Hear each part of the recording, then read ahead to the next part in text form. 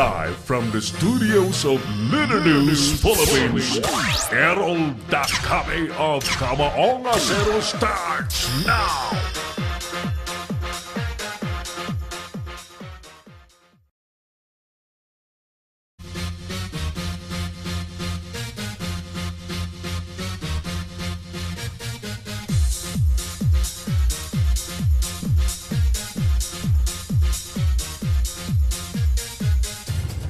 Labintatlong miyembro ng Nigerian Online Syndicate na lambat ng mga pulis sa Cavite. DSWD bibiripakihin hanggang sa Hulyo ang mga dapat bigyan ng financial assistance dahil sa train law.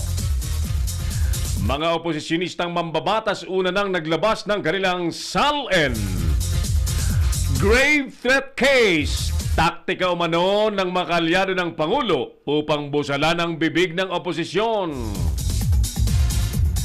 Bicol International Airport hangad ng LGU na mabuksan na sa 2020. At US President Trump at North Korean President Kim magtatagpo sa Capella Hotel para sa kanilang summit.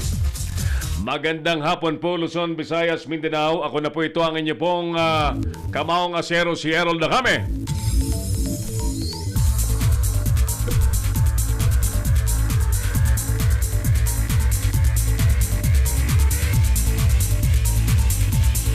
Welcome po sa ating pang Miyerkules na edisyon ng Kamaonga Zero sa Leader News Philippines. Napagkalinaw-linaw na sumasa inyo po mula sa studios ng Leader News Philippines. Ayan, coming your way throughout the world. Hello sa mga OFW na nakasalalay po ang kanilang mga impormasyong tinatanggap sa pamamagitan po ng online news channels tulad po ng Leader News Philippines. Salamat po sa patuloy niyo pong pagsuporta sa ating palatuntunan siyempre.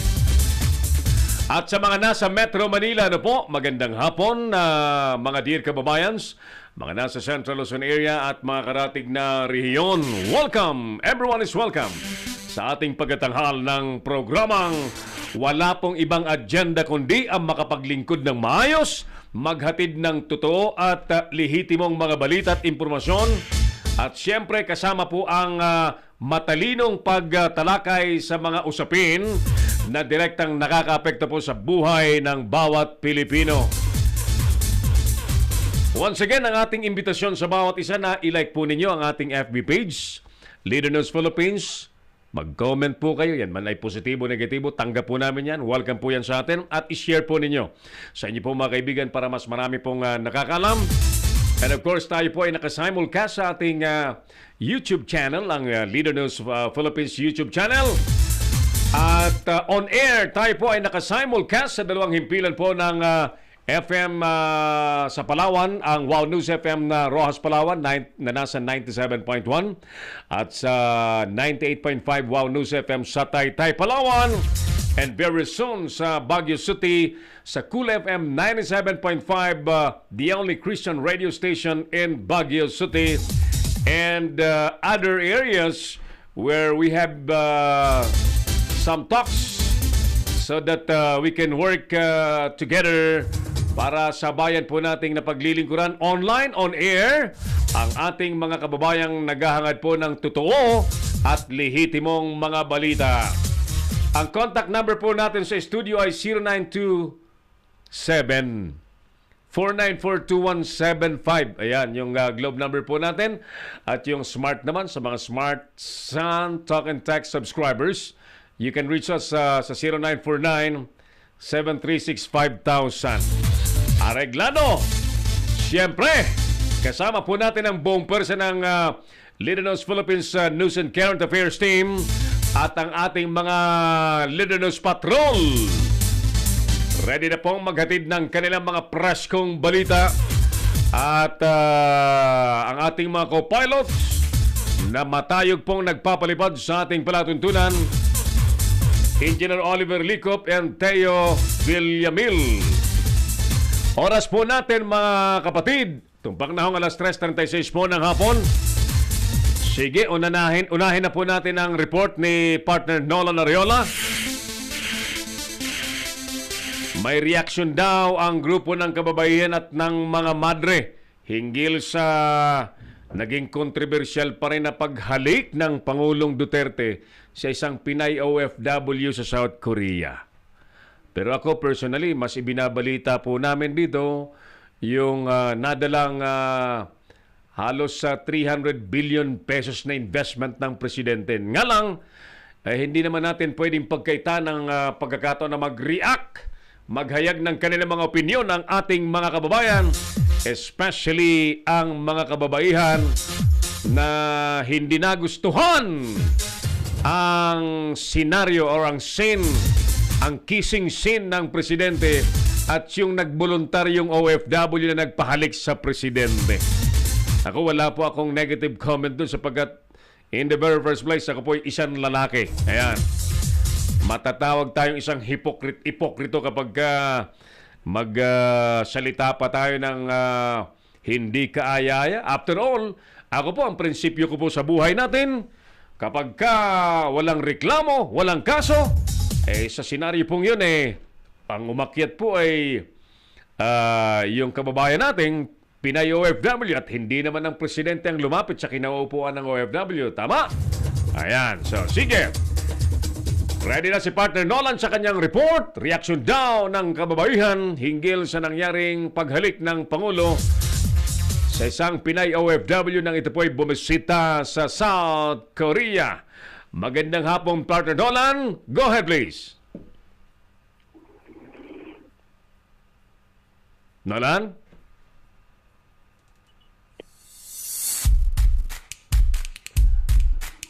Video yon, partner. Buong video yon. Buo na ang report ni Nolan. Oo. I told you, Teo. Buo na ang report ni Nolan. So, i-roll na lang natin yan. Sige, balikan natin. Ready lang natin. Si Nolan ay naka-ready na ng kanyang report kanina pa. Alright, one more time. Nolan Ariola live mula po sa... Nasaan ba si Nolan? Nasa Campo Crame ba? Alamin natin ang kanyang report.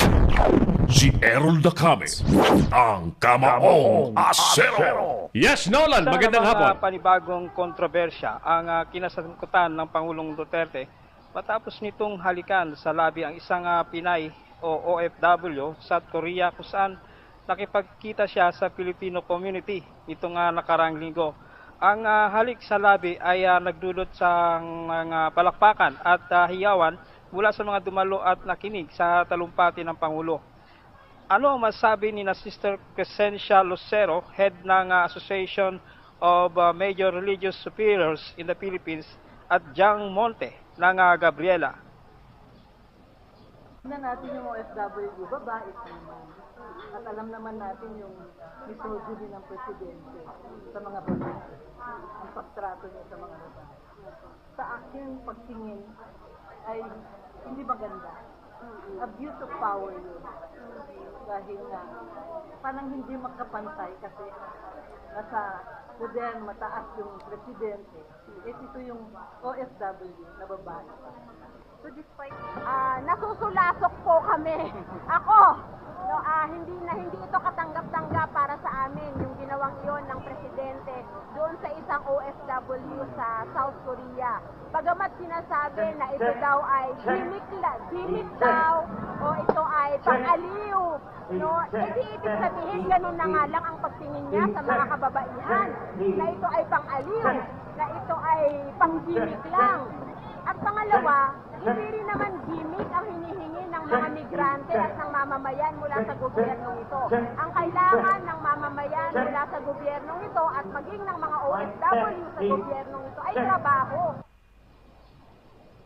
Mula rito sa Quezon City, Nolan Ariola, Leader News Philippines. Si Errol Dacame, ang Kamaong Asero. Thank you, Nolan. Thank you. Very good.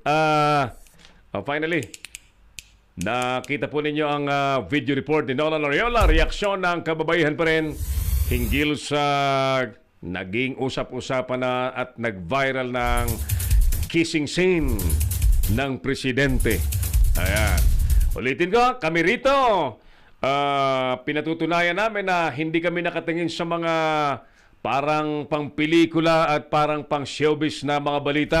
Kami po ay mas nakatingin sa sustansya, sa mas kapaki-pakinabang na prutas ng state visit ng Pangulo sa South Korea, ang halos 300 bilyong dolyar, 300 bilyong pisong investment na naiuwi ng presidente nang siya po ay makipagkita sa Pangulo po ng South Korea the other day. Tuloy tayo sa ating palatuntunan. Batiin muna natin si Gab Pereira. Hi, Gab Pereira, na nanonood po sa ating programa sa mga oras ito. Tagasan ba si Gab? Sabi ni Gab, good afternoon. Gab, tagasan ka ba, Gab? Nasaan ka ngayon? At sa mga nanonood pa sa atin, hello, no? Do not be ashamed to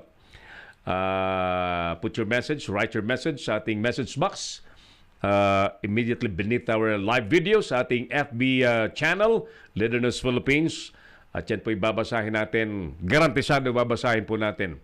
We're again inviting everyone to come and donate blood this coming June 9 sa, dyan po sa Fisher Mall Expo Hall. Matatagpuan po yung Expo Hall sa 4th floor ng Fisher Mall.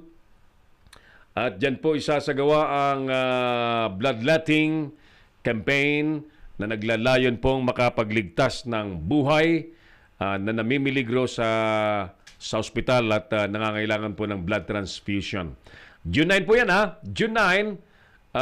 Ngayon po ay June 6, 7, 8, 9. So it's gonna be on Saturday.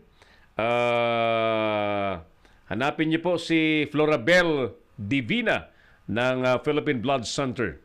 At yan po ay aalalayan po kayo dyan kapag gumawi kayo dyan to donate blood dyan po sa nasabing aktibidades.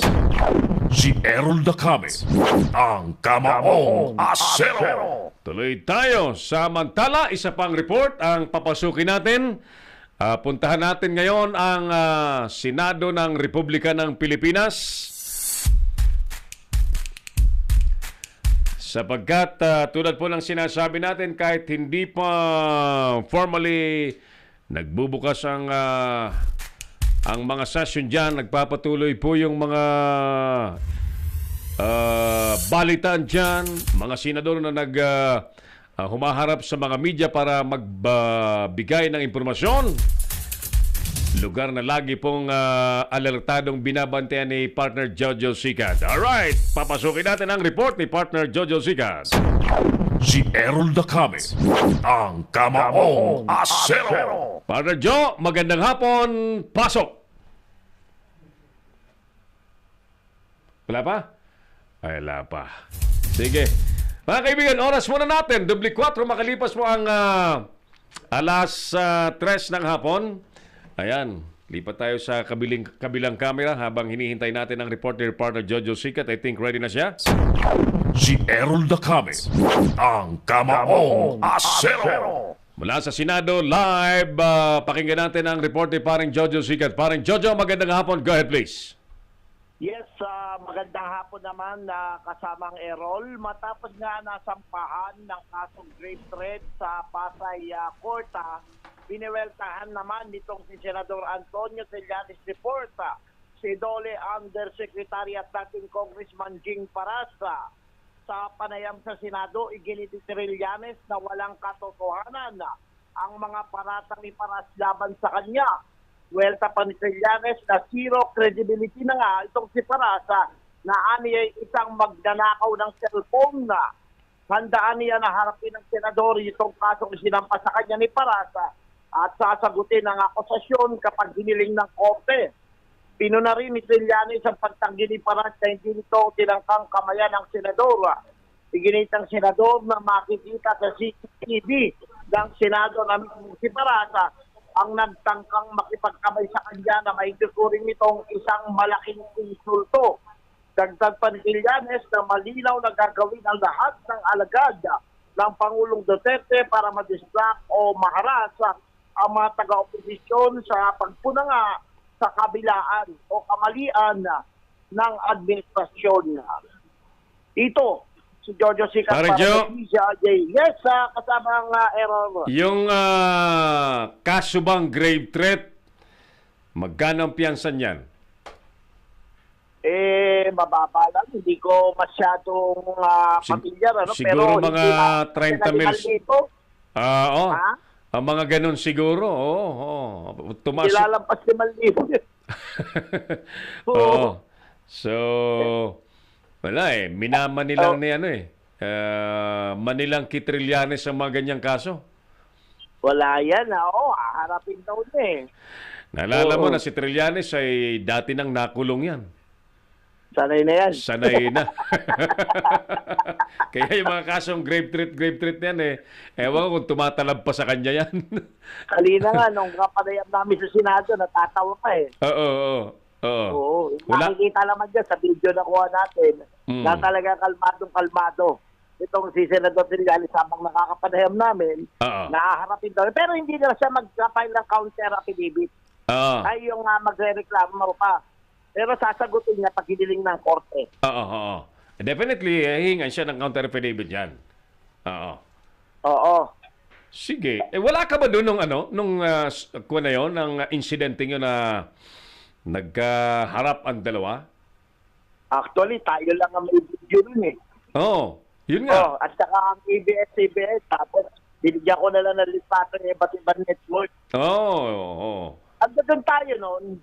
Pero wala akong nakita na nanduro Actually, yung report ng ABS-CBN, may mali May sinasabi yung reporter na dinuro pero wala namang video ng dinuro Wala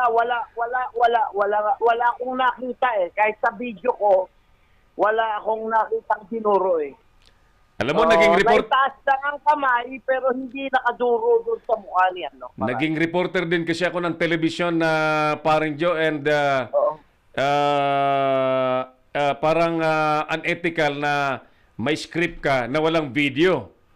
Kasi yan, nakuha lang doon sa Viber group namin. May isang reporter nagsabing dinuro. Daw. Sabi nung nagsabi sa kanya. Pero kung totoong, alam mo, kung totoong may video yon, kahit hindi mo na sabihin sa script na dinuro, kita sa video kung meron. Talaga naman wala ako talaga dinuro. Dahil mismo ako rin na nag-video, wala kang dinuro. Baka mapunta sa basurahan ng kasong yan, partner Joe. Kasi hihingiin niya sa CCTV ng Senado. Siguradong magsusumiti yan si Trillanes ng video sa CCTV to prove that hindi siya nanuluro. Tinatanggi nga ni Parasita, itinaas yung kamay niya para makipagsabay. Sabi ni Trillanes, pag yun lamang ang makikita, kagad na kung palang itinaas yung kamay sa kanya na tinanggi niya, malalabas na sinungaling nga sa siparan. Yung pala sa video, malalaman daw. Sabi ni Trillanes yun, Oo nga. Ay, nako. Kasi ako wala akong video ng kamay. Nagkumpronta na. Yun lang ang nakita ko, nagkumpronta na, pero walang duruan na naganap. Nandun ka, so ikaw ba makapagsasabi siyempre at kayo mga nandyan sa loob ng Senate nakikita at nalalaman nyo ang lahat ng nagaganap. Kasi meron lumabas sa Viber group namin na narinig daw nabanggit daw na tinuro. Pero wala talaga ako nakita. Iba yung nabanggit kaysa nakita Talaga wala talaga nakita. At nangyari. Walang nalagalap Wala yung tangkang pambabatok, wala galap. Wala talaga. Sige, so... medyo, pero talaga kita-kita naman na kinumpront kami sa Trillanes. Umalis siya, bumalik pa. Oo nga. Ano ba ang mga ikinaso ni Paras kasi previously kay Trillanes? Grave threat lang. Hindi. Ba? Yung grave threat, yun ngayon yun. Yung dati pa, naugat ng konfrontasyon ni Trillanes kay Paras. Dahil sinampaan siya ng reklamo sa kanyang asal sa Senado. Hindi kaya yan yung yung parang citing into sedition? Hindi. Hindi pa yan? Alam po yung pagtrato Oo, pagtrato doon sa magbayaw. Yeah. Okay. So, Ethics Committee. ngayon, si dating Congressman Paras ay ano yan? Assistant Secretary sa Labor? Yeah, Dole. Yeah, sa DOLE. Oo. Opo. Ano ba Siya maganda? ngayon, hindi ko alam kung pati sa pagkalo ko, Undersecretary. Ano ba magandang balita sa labor? Sana yan ang inilabas ni Paras.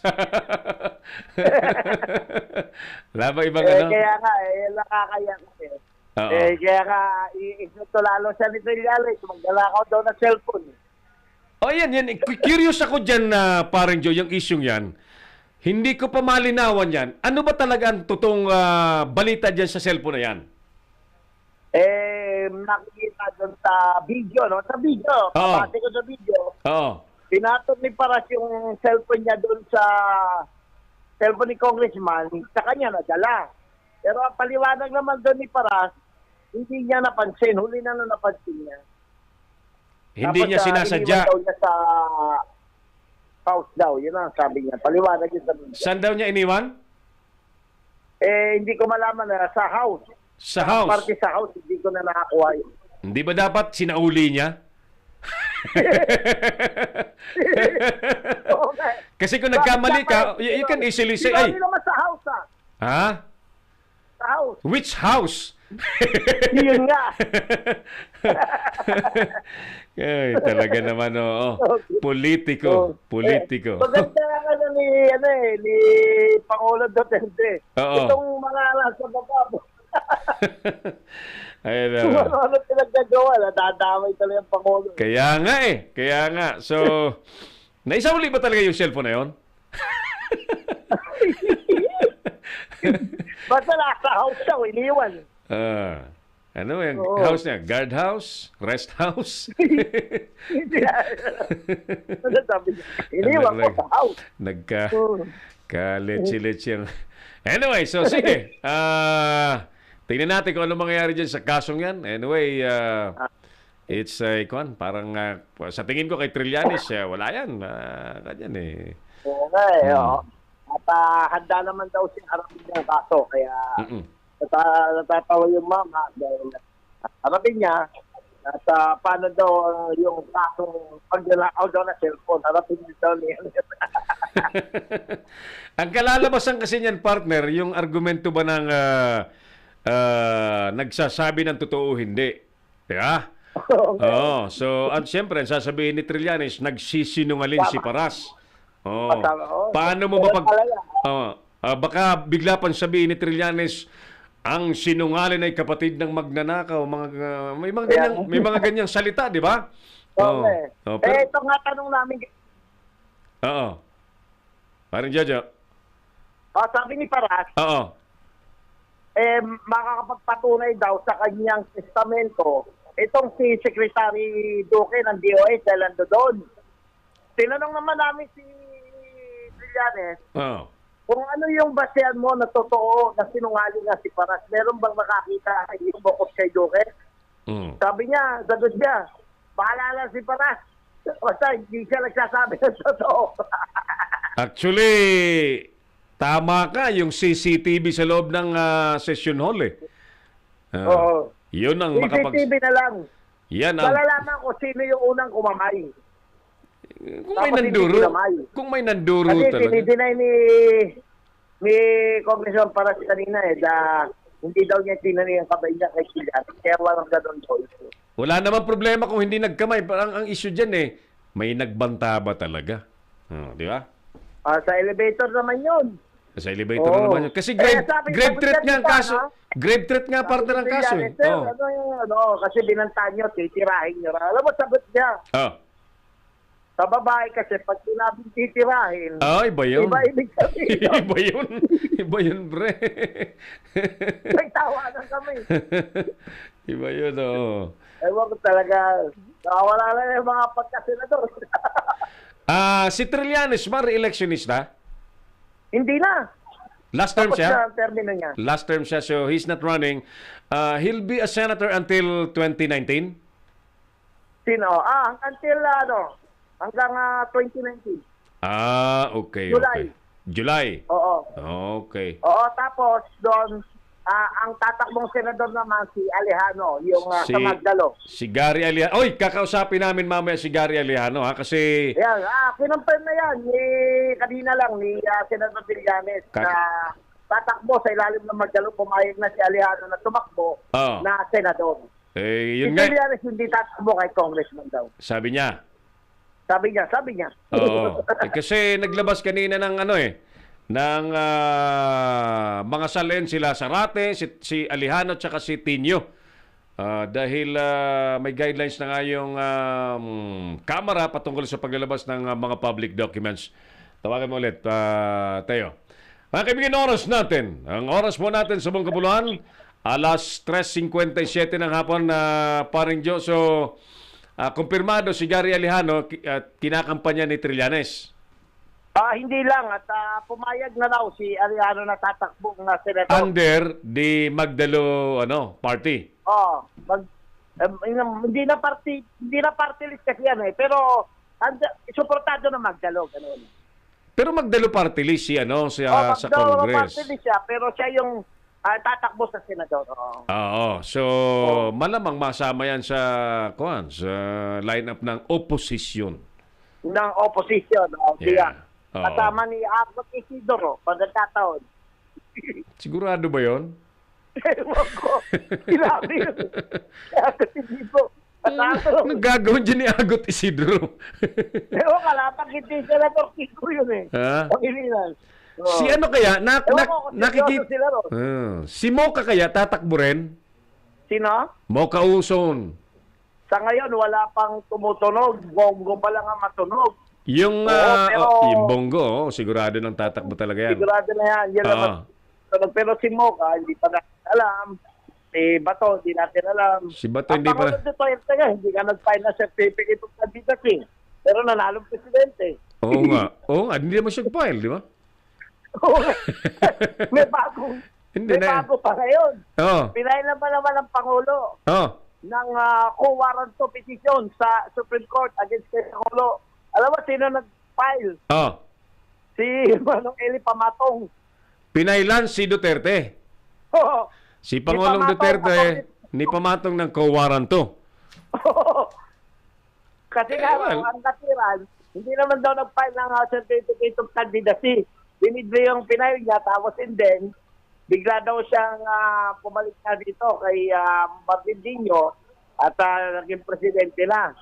Kaya ang kine-question ngayon, parang hindi daw dapat. Parang parang Parang meron no? parang merong Oo nga eh. parang merong dapat tingnan. Ang nagsabi lang si Pamatong. Kaya medyo tayo, pero may laman eh. Ay, abogado yan, si Pamatong Oo nga eh, kaso...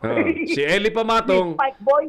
si Spike Boys. Alam mo bang nung kalukuhan yan ng Spike Boys na yan, sasakyan ko mismo nadali. Nasa Nagkalat sa EDSA yan. nasa Hindi ka DC. pala sa biktima ron. Biktima ako noon, magpo-program ako ng umaga. Hindi ako nakarating. Kasi kailangan kong tumakbo sa vulcanizing shop. Anak ng kagaw ka ako. Oo. Isa ka pala sa Biktima ko niyan. Pamatong, sila Eli Pamatong. Pero may punto siya. I think parang may parang... Baka magka-idea. Patuloy yung mga opposition dyan. Oo nga, Oo. Ang mabigat dito kasi ganito pinatutunayan na ang impeachable officials like Supreme Court Chief Justice, even the President, can now be removed by a simple co-warranto case. Oo. Pwede sa co-warranto, matatapatunayan na hindi ka karapat-dapat na naupo. Oo. Parang yun yung legal basis. Halimbawa, Lumalabas na ganun nga. Oo. Halimbawa, lalo sabi ng Pangulo na next year wala na siya. lalo partner ibasura talaga ng Supreme Court yung MR ni Sireno, so thereby they will stand firm doon sa co-warranto power nila. Magkakaganon talaga. Oo, kasi imagine ang petition na nilaban ni Pamatong. Oo. Nag-file ang Pangulo, withdraw. Tapos, ang nag-file Saan? Actually, ang nag-file Dinyo. si Martin Dino, di ba? Oo, pero hindi. Ang sabi, nag-file daw, tapos winidro yun. Ang sinasabi ni Pamatong. Hindi raw yata namin dyan nag-file winidro. Ngayon, si Martin Dinyo na nag-file. Oo. Tapos sabi, hindi natatakbo si Duterte. Mm-mm. Tapos, after ng December yata, yung president niya, pinalis si Duterte. Parang magkaka-interest dito ang oposisyon niyan. Parang Bantayan natin. May punto eh. Oo, parang may laman Parang pagka-legal. Mm. Legal, parang may punto. Ako nga, si Pamatong lang ang nagsabi, kaya medyo, pero may laman eh. Oo. Sa bagay, ano yan eh. Kung ang nagsasalita kahit dati ay itinuring na nuisance candidate dahil tumakbo sa pagkapangulo. Di ba? Oo eh. Pero still, abogado yan eh. Oo nga eh. Kasi ikaw, kahit matino ka partner na reporter, ganyan, matino kang reporter, respetado ka. Pag tumakbo kang presidente sa 2022 ba?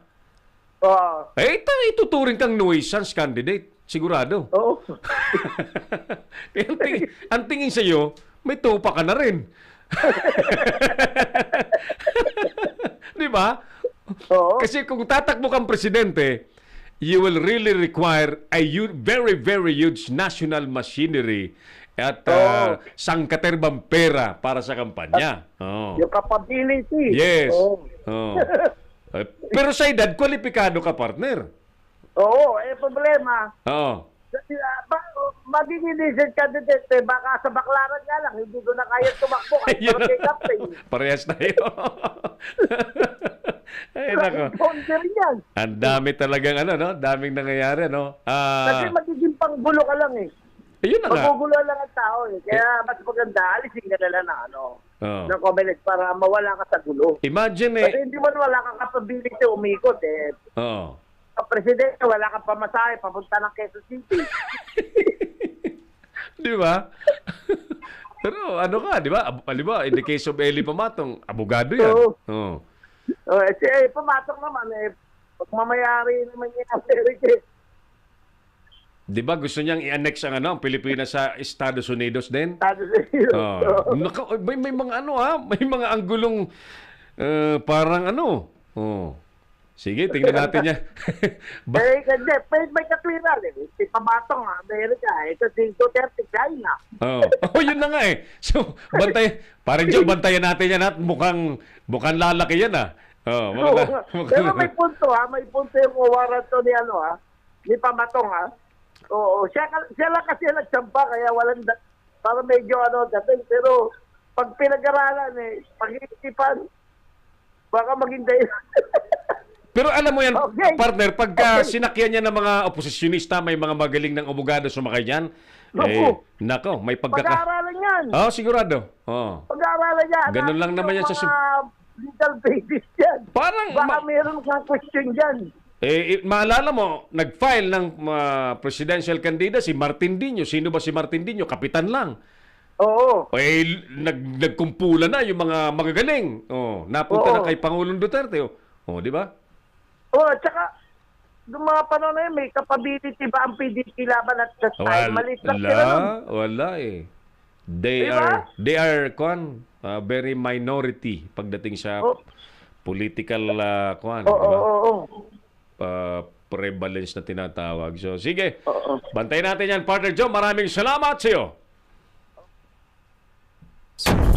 Si Errol Dacame, ang Kamaong Asero. Binaba mo yung audio, hindi nakapag-extra si Jojo. Di mo, pag-i-extrahin natin Oo. Parang Joe, pasensya ka na naibaba yung yung volume ng mixer natin. Live mula sa Senado, Jojo Sikat, Leader News Philippines. Si Errol Dacame, ang Kamaong Asero. Ayan, sige. Sino-sino mga nakasilip sa ating broadcast? Din po sa mga may nais batiin, birthday man yan o nasaan ako? Dito na ako. Yan. Birthday man yan o anumang okasyon, feel free to send your message dito sa ating message box ng Leader News Philippines. Yan ay garantisadong babasahin natin. At huwag niyo pong kaligtang i-like ang ating FB page. Mag-comment po kayo. Maglagay kayo ng inyong komentaryo dyan. Ayos yan, walang problema. Gandang hapon po sa mga nasa eskwelahan ngayon. Today is the third day of the classes of the Filipino youth, young pupils, students na MAPA Elementary, Kindergarten, High School, and College. Sa mga state colleges and universities yata, yung iba nagsimula na rin. Although yung iba pang nasa pribadong sektor ay wala pa. By the way, sa mga gandang hapon po sa mga magulang ng mga pribadong mga nasa pribadong eskwelahang estudyante. Ngayon ko lang narinig na meron pala ang DepEd na isang magandang programang parang financial assistance through an educational voucher na iniaalalay sa mga estudyanteng nasa private schools. Perhaps this is something to do with the enrollees from the public school na hindi na nakayanan po ng eskwelahang pampubliko and therefore nai-enroll po sila sa mga pribadong eskwelahan at naging obligado po yung DepEd na suportahan ang pag-aaral ng mga estudyanteng nasa pribadong eskwelahan. Ngayon, nais ko lang maintindihan maigi, sino ang kwalipikado dyan? Ano ang requirements? Ayan. Kailan ba inilalabas ang suporta ng DepEd? Nare-release ang tinatawag nilang voucher. Kanina ko pa tinatawagan si Secretary Leonor Briones. Busy yata, hindi makasagot-sagot sa atin. Anyway, sige. Yung dalawang spokesperson din ng DepEd, inabisuhan na natin sa pamagitan ni Lawrence Cruz, ang Public Information Officer ng DepEd. Until now, ano kayo nangyari? Lawrence, kumusta ang mga boss mo dyan? Importante ito sapagkat enrollment sa mga eskwelahan na, sa private schools. And therefore, kung wala pa yung inaasahang voucher galing daw sa DepEd, anong ipambabayad? 'Di ba? Ang tanong ko nga dyan ano ba? Pinapayagan ba yung mga parents na muna ang magbayad? And once na ma-release, dumating yung voucher intended for the educational assistance of the students, for the students, i-reimburse ba ng eskwelahan? Ibabalik ba ng eskwelahan yung perang galing direkta sa mga magulang at ipapalit yung voucher galing sa DepEd? Mga bagay na dapat makapagpaliwanag dyan ng dire-diretso yung DepEd mismo, di ba? Ayan, voucher galing sa DepEd. Ngayon ko lang narinig yan, Kaya malaki ang inilan nga po ng gobyerno sa edukasyon ng mga kabataang Pilipino sa ating bansa. At wala talagang dahilan kung bakit hindi makapasok lahat ang mga nais mag-aral na kabataang Pilipino sa mga eskwelahan.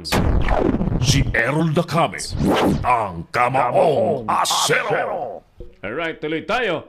Oras natin mga kapatid. Anong oras natin? Alas 4:10 na po ng hapon. Saglit nakatakdang makausap natin sa araw na ito si Congressman Magdalo Congressman Gary Alejano.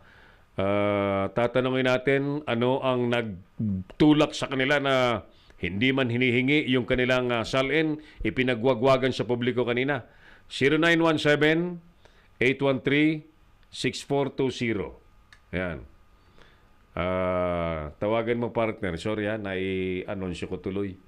0917-813-6420. Yan. Isa pa, 0917-813-6420. Yan ang number na binigay sa atin ni Magdalo Congressman Gary Alejano. Si Errol Dacame, ang Kamaong Asero. Subukan nating agahang matawagan, although ang pangako sa atin 4:30 daw siya. Pero 4:11 na, wala namang problema yan. Malapit na. Tuloy tayo sa ating palatuntunan. By the way, sa mga namumroblema ho na kababayan nating very, very acidic, yung masyadong masakit sa sikmura, mataas ang acid, wala na pong dapat kayong alalahanin sapagkat nandito na po itong mahiwagang PICAP. As you see on cam, ang PICAP pong binabanggit ko po ay parang tumbler, pero hindi po ito ordinaryong tumbler.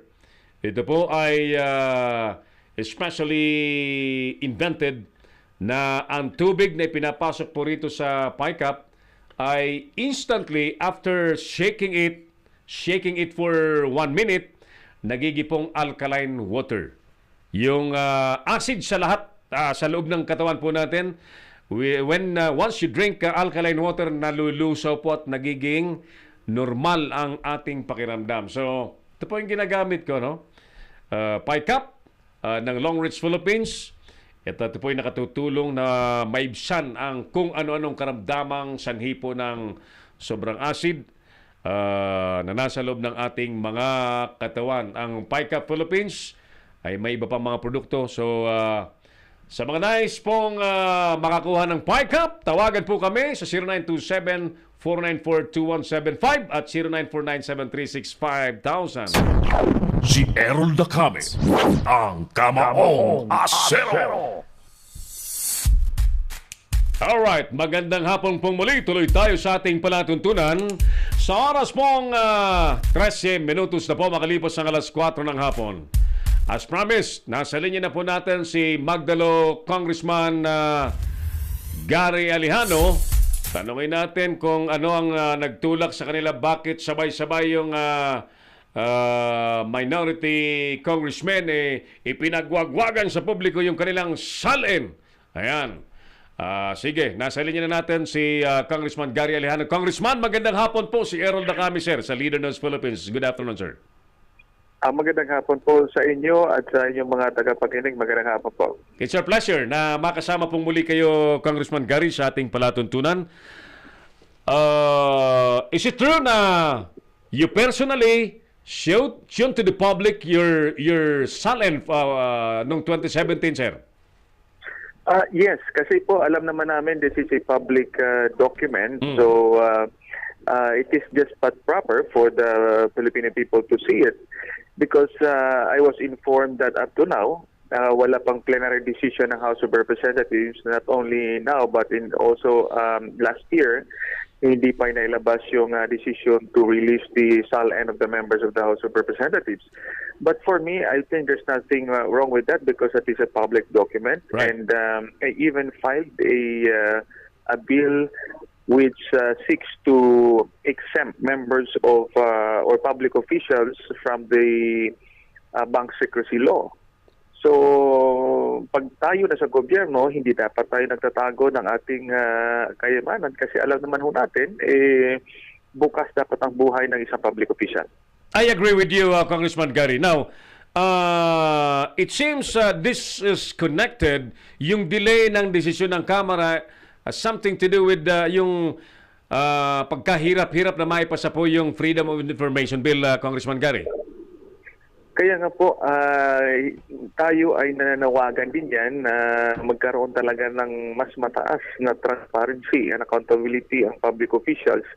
Kasi nga, nasa perception pa rin at paniniwala pa rin ng ordinaryong mamamayan na corrupt ang gobyerno. Anything that is government and anybody who is in government ay corrupt, ay napakalungkot po yung ganong perception. So we have to address that by being more transparent at we can assure the people that the government people are working for the interests of the Filipino people.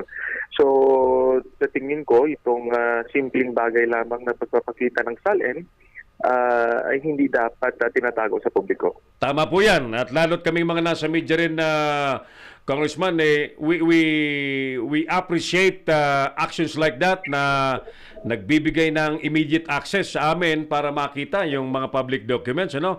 By this time, ang executive department, meron silang executive order patungkol sa parang hawig sa freedom of information. But just the same, maraming patakaran pa rin. Marami pa rin susundin na guidelines na sumatotal, nagpapahirap pa rin sa taong bayan na makakuha ng dokumentong kailangan nila. Yes, kaya nga nung pinirmahan yung executive version ng Freedom of Information, marami pong nagrereklamo, especially the media, sa inyong hat. Yes, sir. Pa rin kumuha ng information sa government, no? In fact, doon sa salin ng members ng executive department, I learned about that also na redact. Salin, no? So I think that's a problem. All right. So sige. Sa ginawa niyo yan, Congressman Gary, thumbs up kami diyan at sana'y i-sustain ninyo ang ginagawa niyong mas makabubuting tinitiyak ang transparency para sa publiko. Now, as I mentioned, gusto kita matanong, 2 taon na po ang Duterte administration. Ano po ang magsusona na kasi, di ba? Kailan ba ang sona, Congressman? I think that would be on the last week of July, no? So, diyan banda ho yan sa last week, first Monday of last week. Tama. Okay. Therefore, magdadalawang taon na po ang Duterte administration, Congressman. Kung kayo po ay ang matatanong namin, kung ano ang assessment ninyo, may translate ba natin sa grado ang assessment natin towards the performance of this administration, Congressman? Ano po sa tingin niyo? So far kasi ang governance is a very complex issue, no? At maraming facets yan, maraming moving parts yung governance. So it's really hard to put a grade, no? Pero sa akin so far hindi po ako Halimbawa, mag-zero in tayo, Congressman, sa kampanya na ipinangako ng Pangulo na anti-corruption. Yeah, so how do you see the campaign against corruption, Congressman? Well, pagdating sa issue ng anti-corruption ng administration ay bagsak talaga sa aking paningin, no? Dahil itong nasa gobyerno po tayo, marami pa rin tayong naririnig ng issue ng corruption sa mga iba't ibang ahensya ng gobyerno. At ngayon yung tinatanggal na mga miyembro ng kabinete at ng executive department, tinatanggal lamang para tanggalin sila dun sa issue of the day. At pinapapalitan sila ng mga taong nautangan ni President Duterte noong kampanya. At yung mga tinanggal naman, wala naman isang kinasuhan. No, walang kaso ni isa. So, pagpapakitang tao lamang itong anti-corruption initiatives ni President Duterte. So, pagdating dyan, dahil alam naman ho natin ang pakiramdam doon sa ground, na alam natin yung gumagalaw sa different agencies of government, sa pakiramdam ko naging malala ang issue ng corruption sa gobyerno sa ngayon. Nako po, oo. So, sana'y ma-address po ito dahil centerpiece program na ipinangako yan ng Pangulong Duterte and umaasa ang tao. Okay, nangako din ng Presidente na aayusin ang traffic pagdating pagka naupo siya. Assessment, sir. Well, kung mga nakikinig natin nasa traffic right now, successful ang Duterte administration. Pero ho, hindi. Araw-araw ho, kahit weekend, nakakaranas ho tayo ng traffic sa lansangan. Tingin ko ay talagang itong maliwanag na manifestation kasi sabi mong corruption, marami pang pwedeng tignan, ano? Na dahil makarinig sa mata ng taong bayan yan. Pero itong traffic, maliwanag na manifestation yan. Talaga bang nabawasan ng traffic na address? Sa aking tingin po ay lalong lumala po. Although, Congressman Gary, may tao nga inassign ang Presidente dyan sa DOTR who's supposed to to take actions on that. And meron tayong Secretary Tugadi, Arthur Tugadi. Noong isang araw, kausap ko yung editor-in-chief ng Contra, tabloid. Pinapanawagan niya, si Bakina ni Pangulong Duterte, si Tugadi, dahil wala dalawang taon na, sir, hindi naman nasolve yung trapiko. Well, actually po, in fact, nawagan na rin ako na si Bakinian si Tugadi kasi nga, wala pa rin nangyayari sa issue ng trapiko sa Manila, no? At lagi lamang pangako ng pangako at mayroong mga proposal ng mga cable car na out of this world, no? Yeah. And so sa akin, I believe na dapat maging accountable ang nakaupo dyan. But alam naman natin na napakamalapit ito si Tugadi kay President Duterte. So hindi basta tinatal. But for me, makita ng taong bayan kung talaga bang may nagawa sa issue ng traffic. Wala. Okay. So, sige. Kahapon, may statement ka na ang tingin mo ay kailangan ng independent-minded legislator sa Senado. Okay. So, ano ba ang mga naisip mo na tingin mo ay fit pa na mga legislation? Halimbawa, pala rin ka, Congressman Gary, na malipat mula sa Kamara papunta sa Senado. Anong mga uunahin mo? Well, ang Kongreso at saka Senado ay isang collegial body yan. Yes. No? Ibig sabihin, you're just one of the 24 senators. And at the end of the day, it's a collective action of the Senate as an institution kung maipasa ang mga legislation. No? Yeah. And most of the time ay depende yan sa legislative priority ng nakaupong administrasyon bago mabigyan pansin ang iyong mga panukala. Yeah. But nonetheless, dahil ako po ay nanggaling sa security sector, yan na yun ang primary advocacy na isinusulong ng Grupo Magdalo at ng inyong lingkod. And I've been advocating na ma-institutionalize natin ang national security policy and national security strategy dahil yan ang isang bagay na hindi na-appreciate ng lalong high government officials, especially ngayon sa issue ng West Philippine Sea at tinitingnan lamang ng mga Congressman.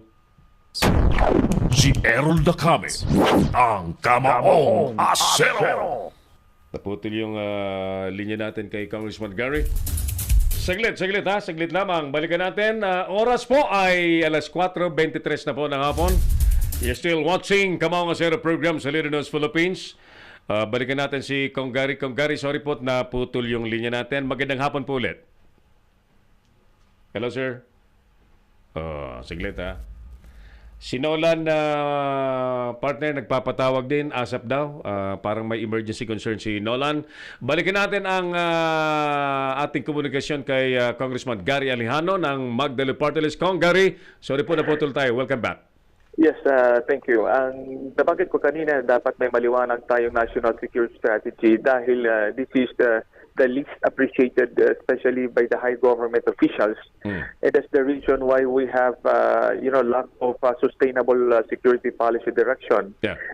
Especially now na may issue tayo sa West Philippine Sea. Yes. Ang tingin ng mga high government officials dito ay pera lamang kung paano tayo makahanap ng pera without really considering the implication to our national security and our national interest. Kaya nga tayo ay nananawagan na we should not sacrifice our long-term national security with the temporary investment and the loans from China. No? Yeah. Actually, that is a form of trap sa Pilipinas. So yun ang isa ating isulong. Tapos pangalawa ay patuloy palit tayong magpapatibay ng demokrasya. Kailangan nating patibayin ang democratic principles. Dahil sa panahon nito ng President Duterte na erode talaga itong ating demokrasya. I agree with the President. We should remove the problems of illegal drugs and address criminality. But the solution should not be worse as compared to the problems. Kasi ang pinapatay actually ng war on drugs ni President Duterte ay ang demokrasya. No? So tingin ko kailangan natin i-address ang justice system sa ating bansa. Yun ang tunay na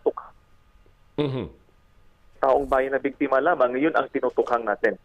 So, good governance and anti-corruption ay sentro rin ng ating kampanya, and ang pagngangalaga sa ating mga veterano at ang ating armed forces, especially sa kanilang modernization, in order for us to armed forces at hindi basta-basta apakan ng ibang bansa. Alright. Malapit na, Congressman, ang Araw ng Kalayaan. May mensahe po ba kayo sa mga Pilipino na nagmamahal po sa demokrasya? Ang ating mensahe sa mga kapatid ay huwag nating kalimutan ang ating kasaysayan. Dahil ang ating kasaysayan ay nagbibigay sa atin ng leksyon kung ano ang naranasan ng ating upang magkaroon tayo ng kasarinlan at kalayaan. At ito ay kahit sa harap ng makabagong at makamodernong mga itak lamang at sibat ang ating hawak, itumaman mo tayo.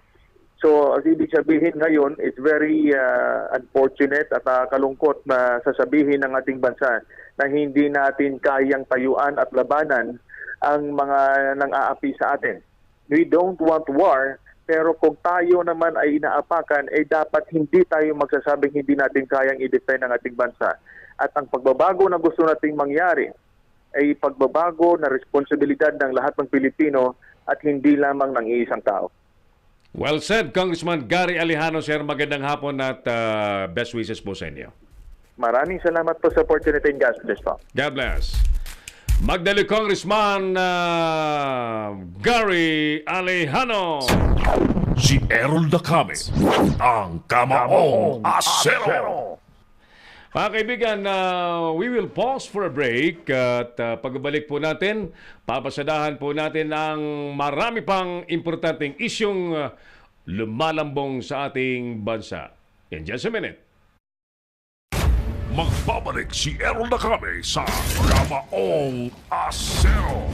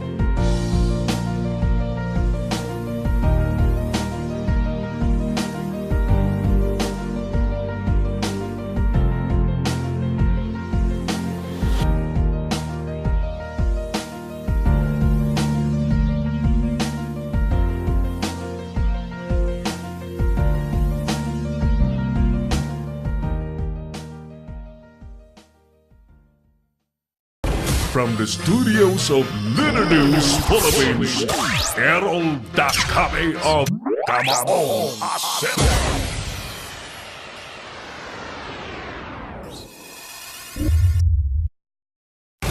Magbabalik si Errol Dacame sa Kamaong Asero.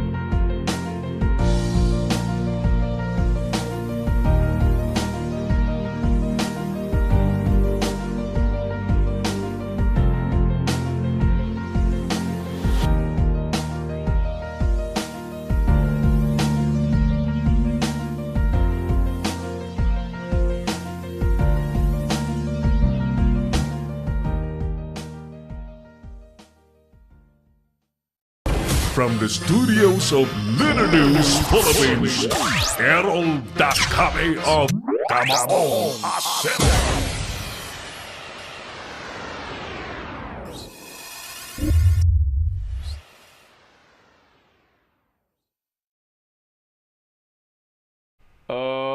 Okay, thank you. Thank you. Ayan.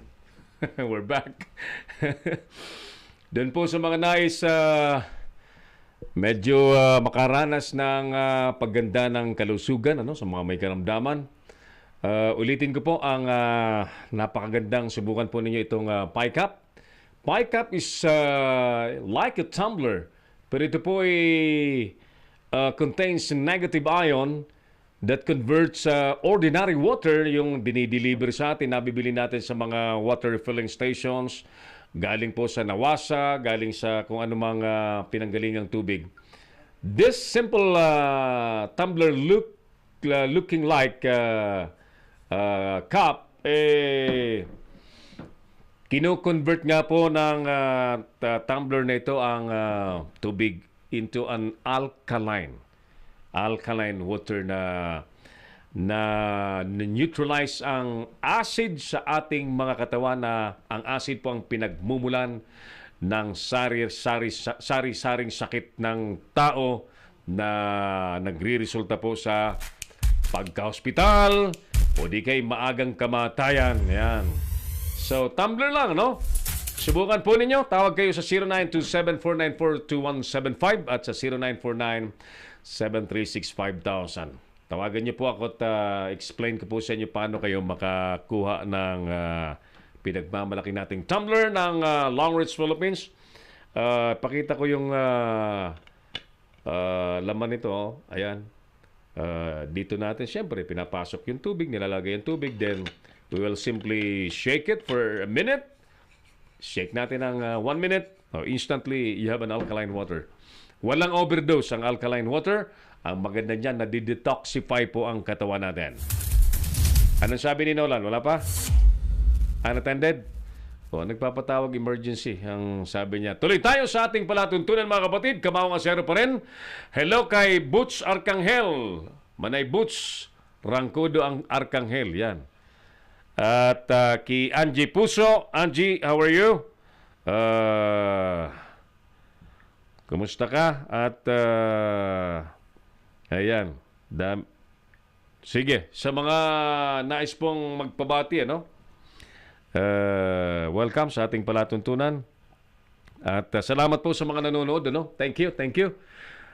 By the way, doon po sa mga namumroblema sa emission testing ng inyo pong mga sasakyan, lalo sa yung mga public utility vehicles, mga jeepney dilapidated na halos, na malapit na pong i-phase out ng gobyerno, whether you like and whether we like it or not, mapi-phase out po talaga yan. Lalo't mapapaagang phase out ng inyong mga sasakyan kapag hindi po nakapasa sa emission test. May tulong po kaming gagawin dyan.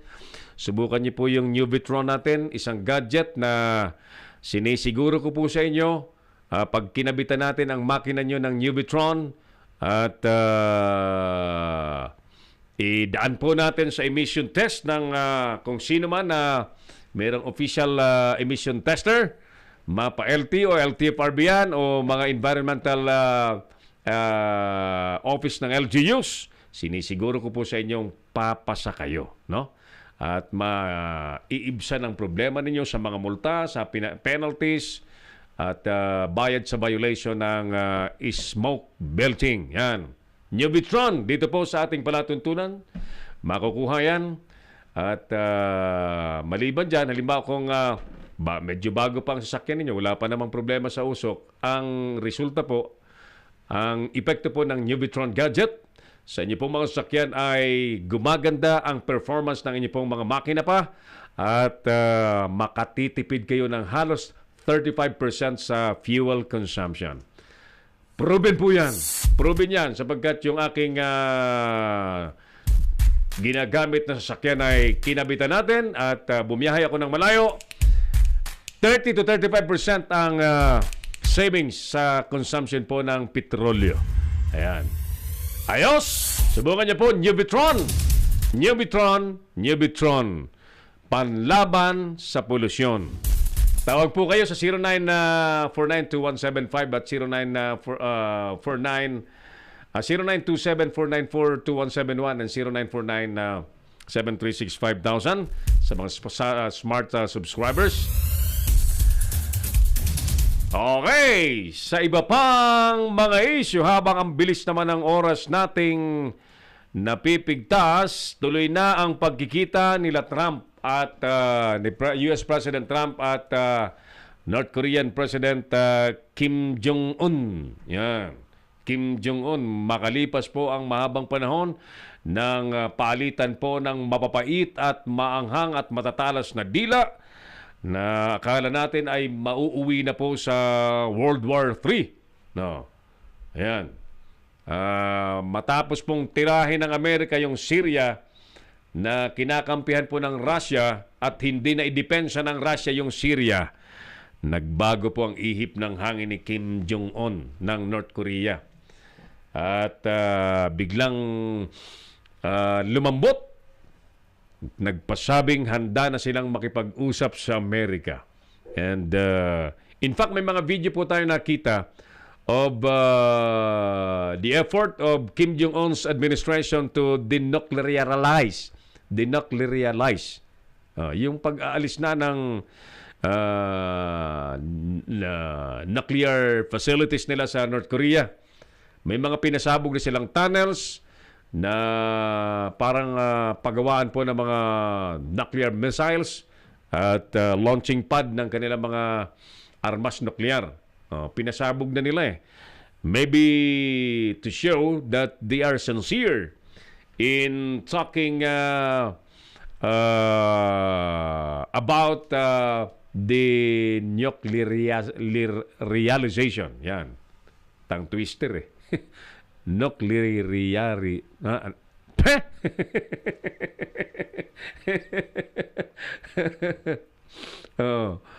Pagbabaklas, pag-alis sa rehimeng gumagamit po ng nuclear weapon. Yan.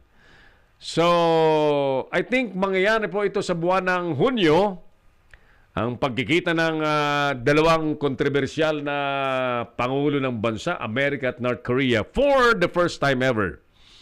Magkikita po ang dalawang pangulong matagal na pangulo ng dalawang bansang medyo matagal na may iringan. Yan. For so many years, ang North Korea po ay nag-suffer ng hirap sa ekonomiya, hirap sa kabuhayan because of the economic embargo na ipinapataw po ng US, UN, na dominado po siyempre ng US dahil po sa tigas ng ulo ni Kim Jong-un. At patuloy na pag-armas, pagde-develop ng mga armas nuklear. So, it's gonna be a historic event ang pagtatagpo ng dalawang pangulo dyan sa Singapore.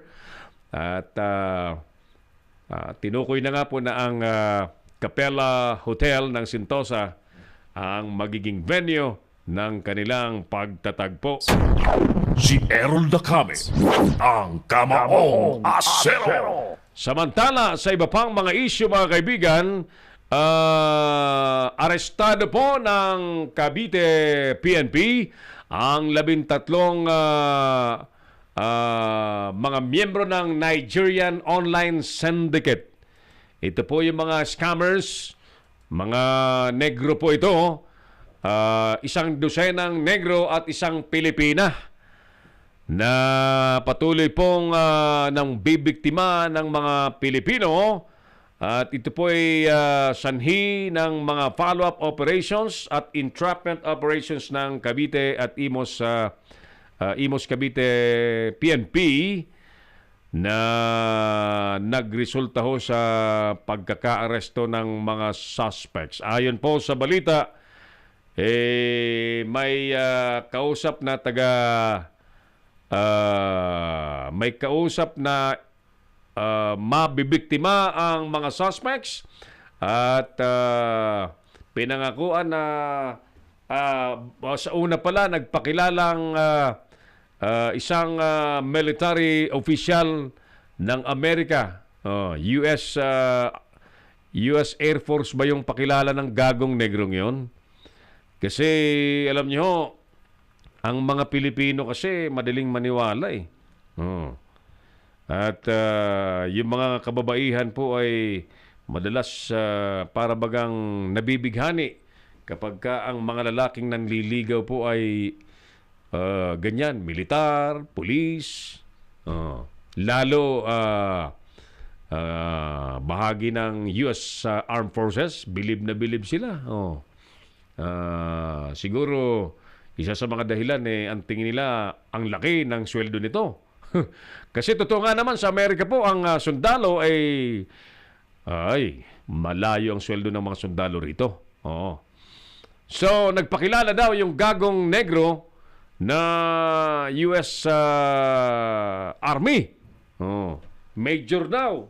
Tapos may kausap daw na allegedly may sinasabing kausap na foreign diplomat na may papadala daw ng bagahe na worth 2.5 million pero kinukurstro doon sa taong mabibiktima. Yun pala yung racket doon.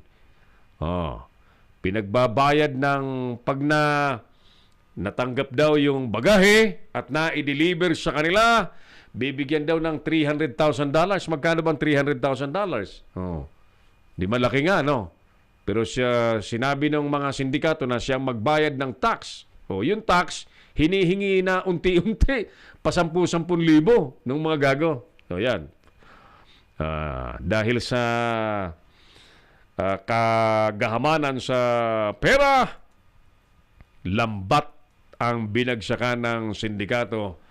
13 swak sa lambat ng Philippine National Police. Ayan, sige. Sana pati ang iba pang mga kasapi nito'y ipagtuturo na para masakoti na lahat ng ating mga otoridad. Congratulations sa Imos Cavite PNP na nakadali nitong sindikatong ito.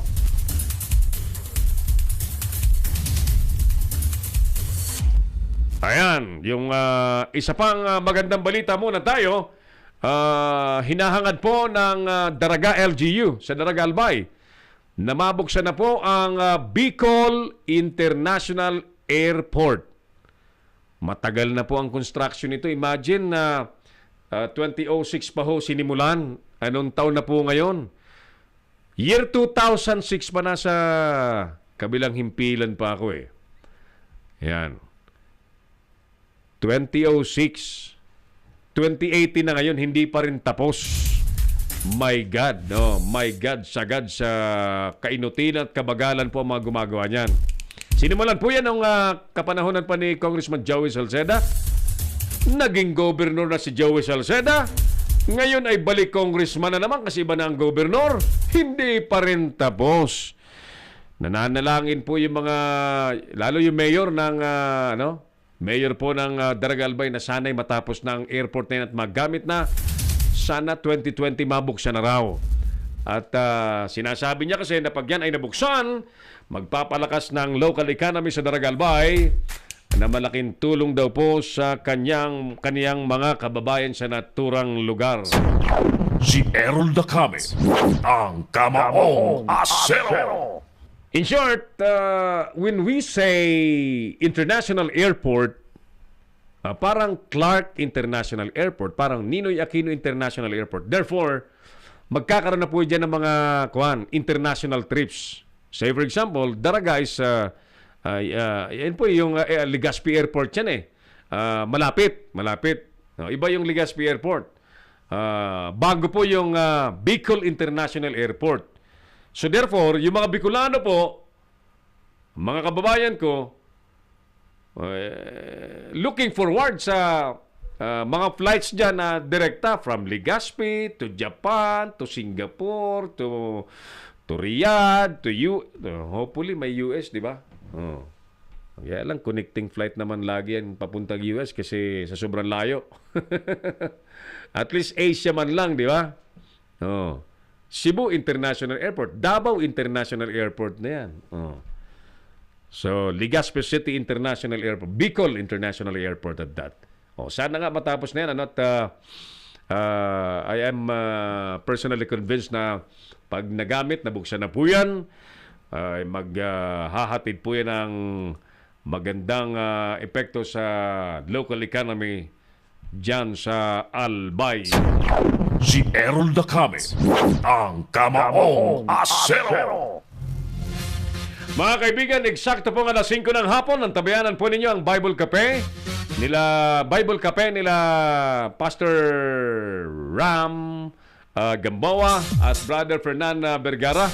Dito pa rin po sa Leader Knows Philippines. 5 to 6 po yan ng hapon. Programang tumatalakay po ng mga isyong pang-espiritual. Yan. Dito po sa atin, isyong panglipunan tayo. Isyong pambansa, isyong pangtao, isyong may public interest ang laman. Ang susunod na programa po sa atin ay mga usaping espiritual. Yan. Paano natin makakamit ang tinatawag nating godly living? Yan. Maka-Diyos na pamumuhay. Panoorin po ninyo pagkatapos ng ating palatuntunan. So tayo po'y magpapasalamat na sa mga nakatuwang natin sa ating paglilingkod today, Wednesday, June 6, 2018. Yung ating dalawang reporter na masipag na walang kapagod-pagod mula sa Senado, Jojo Sikat. At mula naman po sa saan bang lugar yung report ni Nolan? Sa Campo, nasa Quezon City si Nolan actually. Quezon City sa Campo Aguinaldo. Nolan Ariola. Ayan.